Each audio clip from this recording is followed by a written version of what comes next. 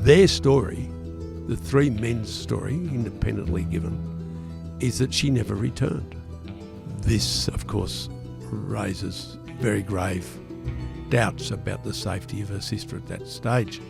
It looks as if she's been abducted and killed, or killed and abducted. It's yet again an example of old-time coppers, lazy, distracted, drunken and stupid, who stuffed up an investigation. I'm Andrew Rule, this is Life and Crimes. We've often mentioned the Easy Street murders in our podcast. Less often have we spoken about something that has a strange link with Easy Street, and that is the disappearance 18 months earlier of a young woman called Julie Garciacelay from the newspaper office, which was then in La Trobe Street, Melbourne. And that office was the headquarters in Melbourne of the Truth newspaper, which has now gone to God, and of the Australian newspaper, a very serious broadsheet, which is still with us, as well as several magazines and things. The La Trobe Street office was a busy office with a lot of reporters working there during its heyday in the 1970s, which is the period that we're talking about. In late 74, early 75, a young Californian woman called Julie Ann Garciacelay came in and got a job at the office library. Newspapers in those days had quite busy libraries with reference librarians handling hundreds and thousands of files of written clippings and of photographs. And Julie Ann, the American girl, found it easy to get a job there. And there she worked away quietly, but sadly for her, into her orbit came a couple of very bad men. One of them was called John Joseph Power, and unknown to Julie Garciacelay, John Joseph Power had been acquitted of murdering a woman just 3 years earlier, and subsequently, in fact, he would serve something like 30 years in jail for extremely violent crimes. The other one was a former welterweight boxer called Tommy Collins. His nickname was Tommy Collins. His real name was Reese Frederick John Collins, I believe.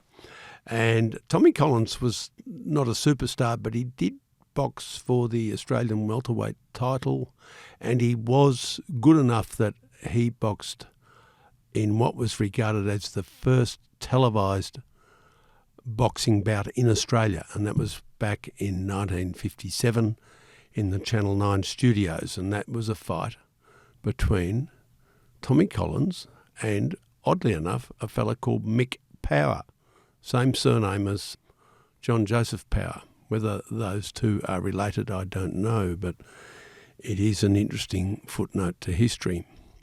1975, of course, was the year that the Beach inquiry into police corruption began. And a lot of criminals and people that were associated with criminals were very agitated about the Beach inquiry. They were keen to give evidence because of widespread police violence, police corruption, and so on and so forth. And it would appear that John Joseph Power had a grievance against the police, probably for good reason. He was a bad man himself, but there were some bad people in the police force at that time. And he had cultivated various crime reporters at the Truth newspaper, which was a scandal rag. It relied heavily on race form, sport, but especially on crime and sort of saucy pictures. And its crime reporters were numerous and pretty good at what they did. And they were reporters who mixed with criminals routinely, as well as mixing with police and magistrates and lawyers, because they knew that the really gutsy stories would only come from those sort of contacts. And so we had at the Truth in that era people like Jack Darmody, legendary police reporter known as the Fighting Journo because he used to be a bit of a boxer. And we had various other people, and we had a young reporter called John Grant. John Grant had started work at the Truth not much earlier than this, probably his main claim to fame was that he rubbed shoulders with a few crooks and knew his way around. He was street smart. And one of his contemporaries and one of his friends, I have to say, said of him he wasn't going to make it as a gangster himself, and so he decided to write about it instead, which was maybe, half a joke but half true. And John Grant, and we must remember that he's still alive, he's out there probably listening to this podcast, so we must be very fair to him, as we are fair to almost everyone. And Johnny Grant was known to other reporters around town at that time. I saw him semi-regularly at the sort of pubs where police drank and at police press conferences and things like that. I didn't really know him. He was a guy who had a sort of a bit of a dashing look, an edgy sort of fellow, maybe a touch of the Sean Penns. I think his former editor, Adrian Tame, said that Sean Penn was probably the actor that he looked like. And he had a bit of that edgy persona that you see in someone like Sean Penn. And as his former editor, Adrian Tame, who's a fairly shrewd fellow, said, Johnny Grant, known to all his friends as Grunter could go with you to meet the Hells Angels at their clubhouse in Fairfield, and the Angels would tend to treat him like an equal. He had the sort of street cred to mix with those sort of people. So that gives you a little portrait of Johnny Grant, who is central to this story. What happened is that Julie Garciacelay, she was only 19 when she started work at this newspaper library, and indeed on July the 1st of 1975, she was still 1 week away from her 20th birthday, so she was quite young. She was a skilled pianist, a good musician, probably a fairly trusting young woman, I imagine. She'd come to Australia, to Melbourne, because her big sister Gail was already here on, I think, sort of one of those things where you go somewhere and work for a year, have a year off and work in a foreign country and so on. And Sister Gail had been homesick, and she was working at the Melbourne Telephone Exchange, which was a thing back in those days. And she missed her family, and I think she persuaded her little sister, Julie, to come to Melbourne. And that is why the sisters were there, and they were living together in a rented flat in Canning Street, North Melbourne. Because this pair of crooks had been coming into the Truth newspaper to talk to their reporter friends, mainly, I would suspect, about the Beach inquiry and the evidence that would be led at the inquiry and all that sort of stuff. Because they'd been hanging around the Truth office, these two guys had seen the young women who were working in the Truth library, including Julie Garciacelay. And it would appear that Tommy Collins, who was in his late 30s, married, a guy who was probably a standover man and a bit of a gunman, but fairly charming sort of guy, knockabout boxer, had a bit of charm about him, that he had got talking to Julie Garciacelay about various things, including the rights and wrongs of setting up a soul food restaurant in Melbourne. Now, whether this was a legitimate idea, I don't know, but he talked to her about it, and apparently he might even have gone out with her to a meal or something. And on this particular day, July the 1st, 75, Collins and John Joseph Power and Johnny Grant, the reporter, had gone to their favourite watering hole where all the reporters used to drink in those days, the Metropolitan Hotel, which was a couple of blocks away, and they'd had a few beers, as they often did, particularly late in the week. And after, an hour or two of this, they purchased some cans of beer, a dozen cans of beer, and according to a statement John Grant later made, they were going to kick on at somebody's place. They often did this. They'd go to the pub and then they'd buy cans and they'd kick on. They were borderline alcoholic drinkers, effectively, as many journalists in that era were, and as many crooks and police in that era were. It was a hard drinking time, And that led to a lot of trouble and a lot of strife. They get in John Joseph Power's V8 Valiant car and they head towards North Melbourne. Now, John Grant said later he didn't know where they were going, and that might well be true. The driver, Power, was directed by Tommy Collins, who said turn right, turn left, whatever. And within minutes, they pull up at a block of flats in Canning Street, North Melbourne.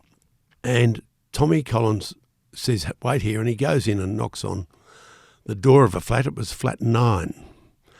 And he then came out and said, it's okay, yes, we can go in for a drink with the girl that lives here. So they go in with the dozen cans, and lo and behold, John Grant is surprised, he says later, is surprised to see the girl who works in the library at his office and goes, oh, you're here. Oh, I see, you know Tommy. Okay, so they sit down and they have a beer. And the girl, Julie, we probably can call her a girl, she was 19, she is having a red wine in a large glass and pouring it from a flagon, as people used to do then. And they have a couple of drinks, and after a while it's getting on a bit and the chaps are getting a bit peckish. And Johnny says, I think we should go and get a pizza.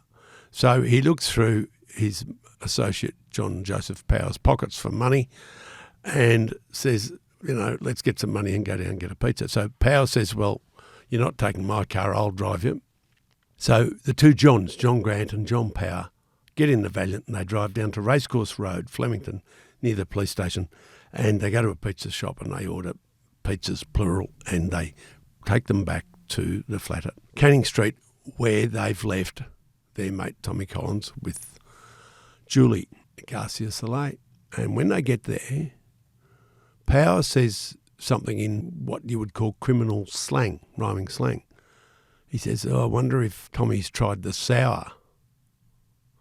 And Johnny Grant understood what he meant. It was rhyming slang for sour grape, which in old-time criminal slang is slang for rape.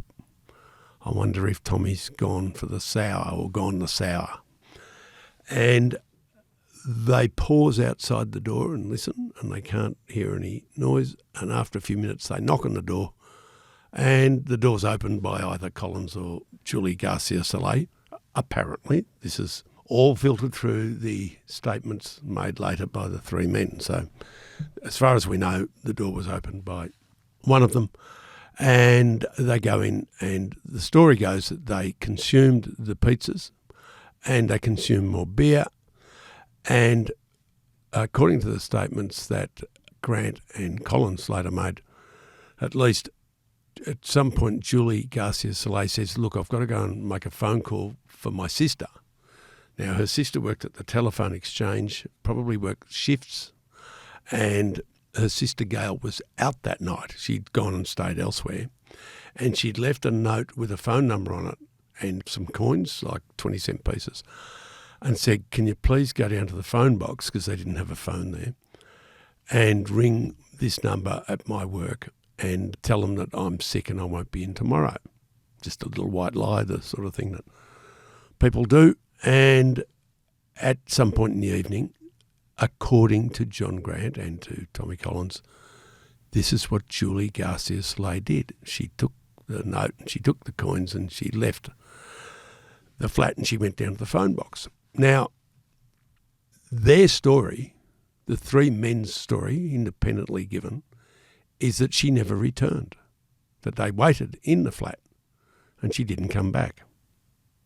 And we have to take that maybe with a grain of salt, or maybe we take it at face value, because I, for one, am not going to call John Grant a liar, because it may be that she did go down, or she did go outside saying she had to make a phone call, and that she stayed outside. She might have thought, three guys getting more drunk in my flat, don't really love it. I think I'll just stay outside for a while and see if I can sit it out and wait until they leave. That is a possibility. Anyway, the story goes, their story is that they waited, she didn't come back, and so they left. The words they used was the night was getting a bit stale And so they packed up and went. Now, they got in the Valiant, and according to John Grant, they drove Tommy Collins home to the suburb of Rosanna, and he got out of the car and went into his house. And then, says John Grant, they drove back all the way back to the city from Rosanna. And he said that John Joseph Power dropped him outside the Truth office in Latrobe Street, which of course is at the north end of the city, which is pretty close to North Melbourne, like 3 minutes drive away, 4 minutes drive away. And John Grant says that he went inside, I think he said he went inside to make a phone call to his boss to say, can I take a taxi voucher, which in those days reporters used to do. They'd get drunk and then they'd get a taxi voucher to go home. Common thing. And he says that he got a taxi voucher and he went home. What I wonder is, why didn't John Joseph Power, having dropped the other guy to Rosanna, why hadn't he dropped this bloke off as well? Because I think he lived closer to the city. But who knows? They're probably drunk and not thinking straight. Who knows what goes on? But what we do know is this, that on John Grant's say-so, the last he sees of John Joseph Power is him driving off in Latrobe Street. This is late at night. Let's say it's between 11 and 12, quite late. There is a scenario here that I am speculating about. I don't know what happened. No one knows what happened. But is it possible that John Joseph Power, a man already accused 3 years earlier of killing a woman, a man who subsequently was convicted of stabbing a 19-year-old woman, another one, a man who subsequently served something like 30 years in jail, a very violent offender and a very violent sex offender, a man who offended against women.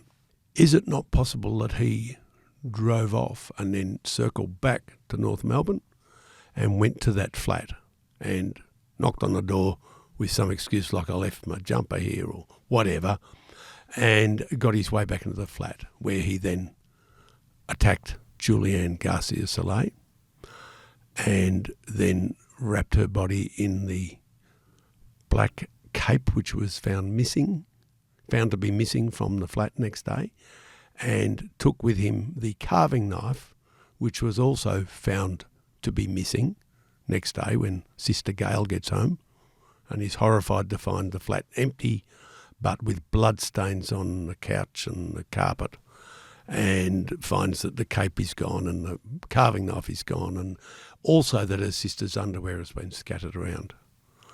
This, of course, raises very grave doubts about the safety of her sister at that stage.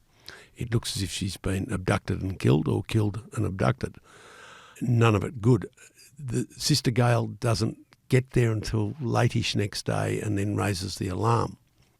By the time John Grant gets to work at the Truth next day, some of his colleagues know about what's happened because they're very close to the police, these guys.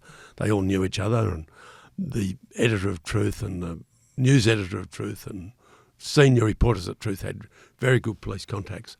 And as soon as John Grant gets in there, Jack Darmody and others said to him, what have you been up to? What happened last night? The coppers are all over this.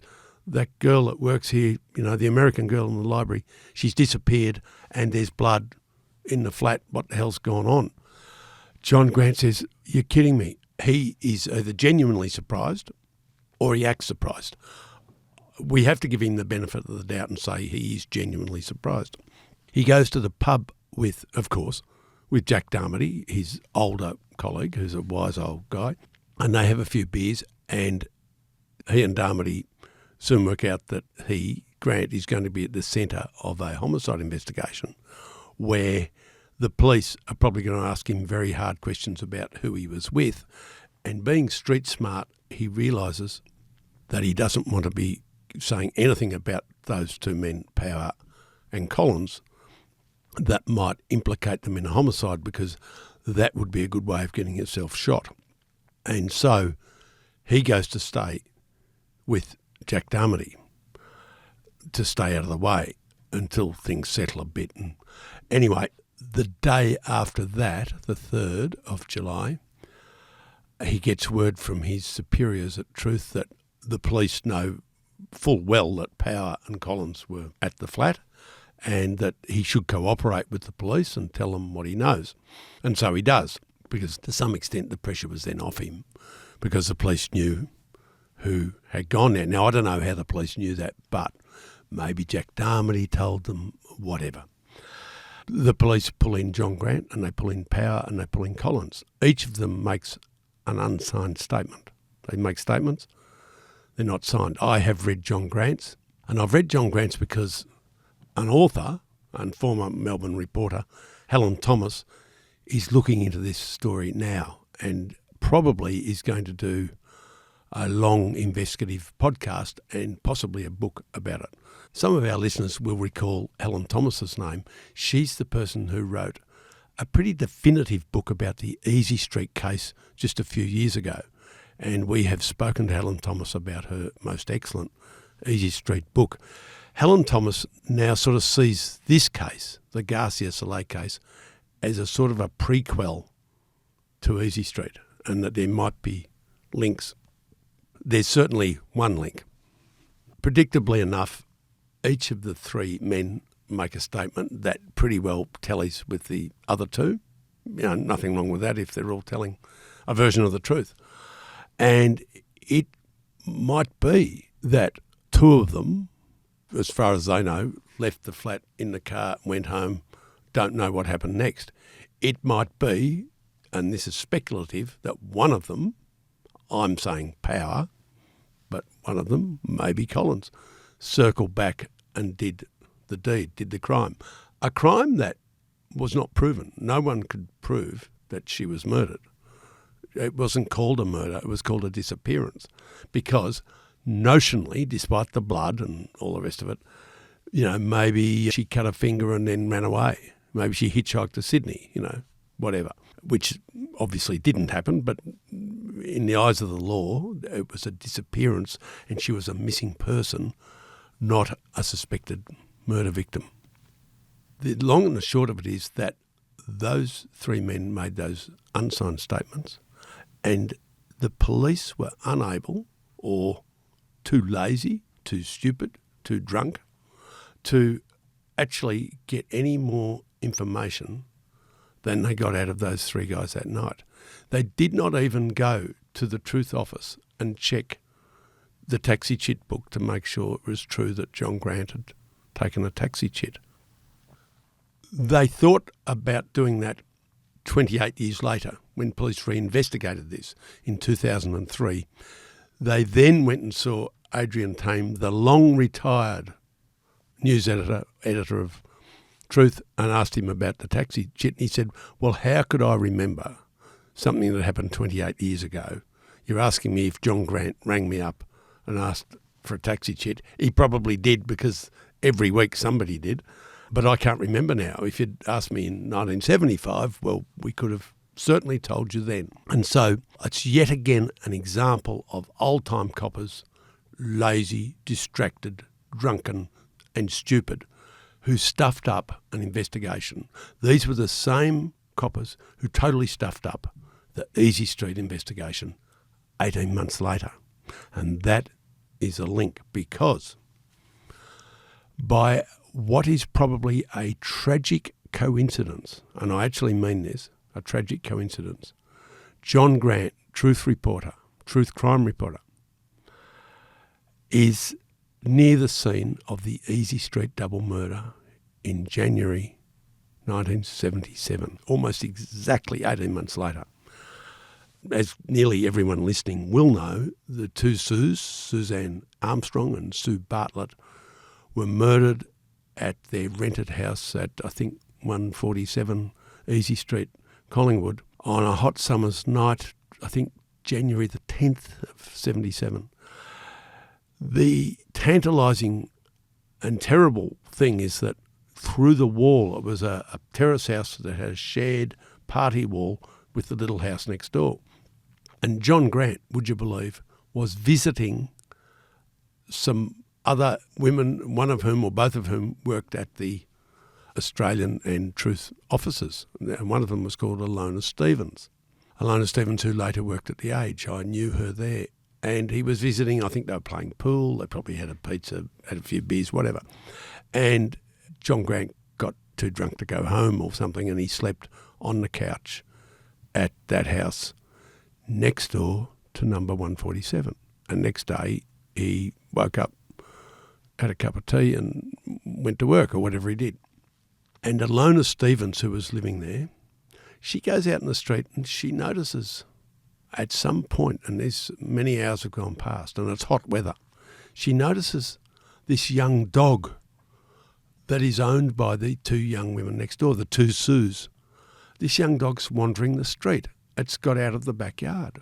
Somebody's left the back gate open down the back of the little house. So this little house at 147 had a laneway beside it and it had a side gate to get into the backyard.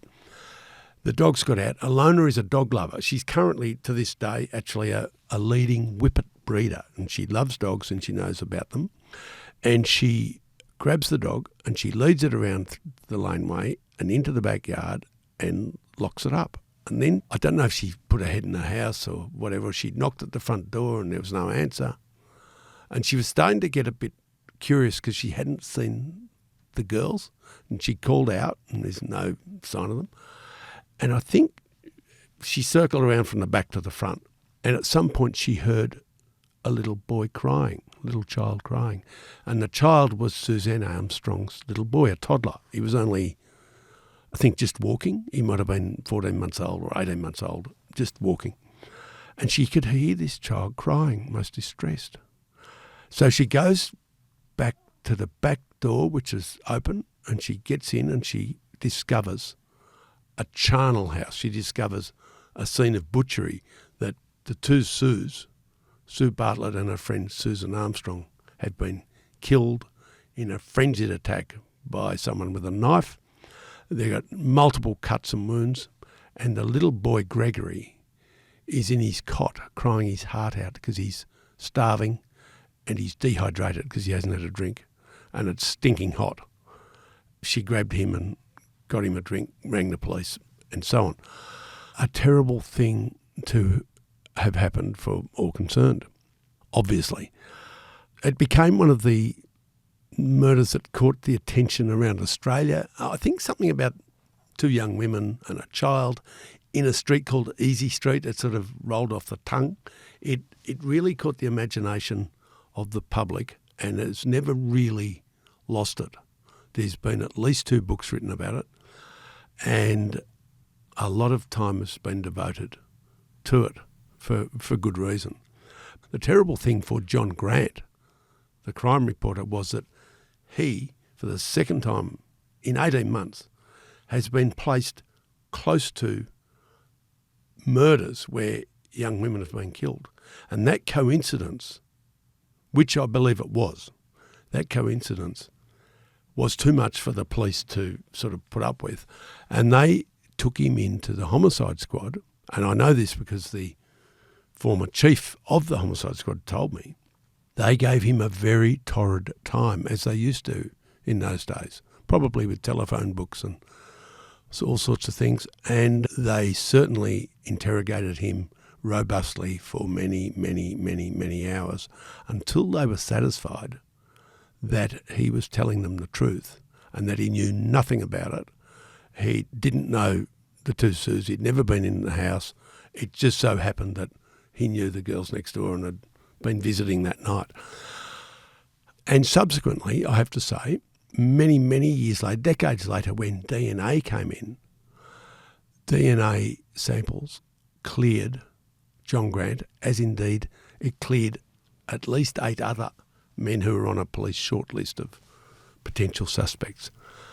And so these are terrible stories of 3 young women, one of them 19, who have been killed in awful circumstances, but linked by the coincidence of a crime reporter who's been close to both crime scenes.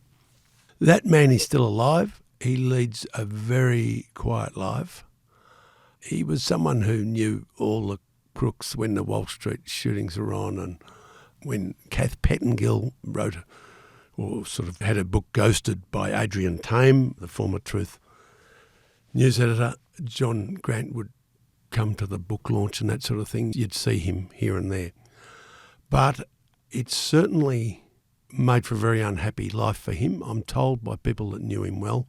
His former editor, Mark Day, who is a very smart man, a very senior person in News Corp, by Adrian Tame, by his former workmates at The Truth, David Dawson and Steve Butcher and others, Darryl Timms, who used to work at the Herald Sun, in those days worked at The Truth, and they all knew Johnny Grant. They all sort of liked him pretty well, and they all implicitly believed that he had nothing to do with any of these murders. And Adrian Tame actually said to me, that he's fairly street smart and fairly sharp, which he is. And he said, my wife and I had no compunction, no worries, letting Johnny Grant babysit our little girls, which they used to do. So people that knew John Grant well trusted him, and some of them liked him. I'm not sure if everyone liked him, but those close to him did. And so that's about as far as we can take that story. But I have to say that Helen Thomas, having written the most excellent book about Easy Street, is looking very hard at the Garciacelay case. It is amazing that Julie Garciacelay's mother, Ruth, is still alive as of late 2023 in Northern California, in I think Humboldt County. And she set up a scholarship, a music scholarship in memory of her daughter, Julie, who was a gifted pianist. And so to this day, I think there are young pianists who can win the Julie Garciacelay scholarship. Her sister Gail, who of course was older than Julie, she returned to America as soon as she could. She and her mother did come back to try and look into the case, the disappearance, the perceived murder, and got nowhere in 1977. And they went back to America, never to return. Gail died many years ago of what her mother would think of as a broken heart. She, of course, had come to Australia first. She'd asked her younger sister to come out because she was homesick, and probably died of grief and survivor's guilt, which is a very sad postscript to the whole story.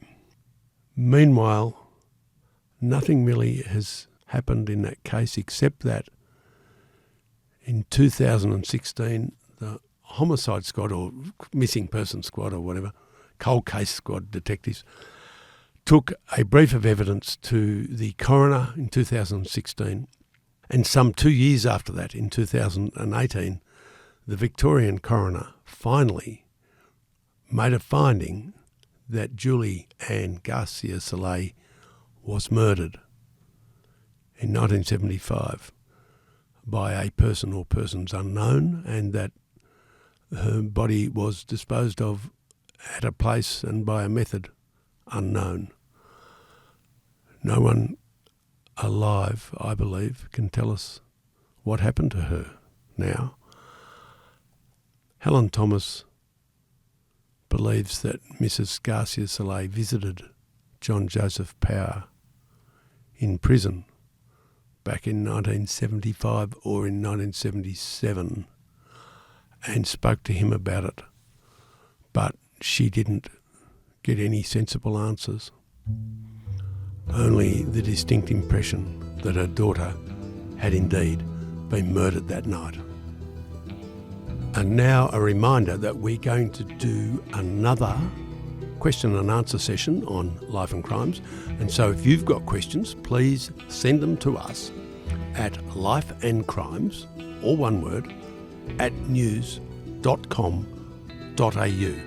That address again, lifeandcrimes, all one word, at news.com.au. And we will try to answer your questions. And if we can't, we'll bluff. Thanks for listening. Life and Crimes is a Sunday Herald Sun production for True Crime Australia. Our producer is Jonty Burton. For my columns, features and more, go to heraldsun.com.au/Andrew Rule, one word. For advertising inquiries, go to newspodcasts@news.com.au. That is all one word, newspodcasts sold. And if you want further information about this episode, links are in the description.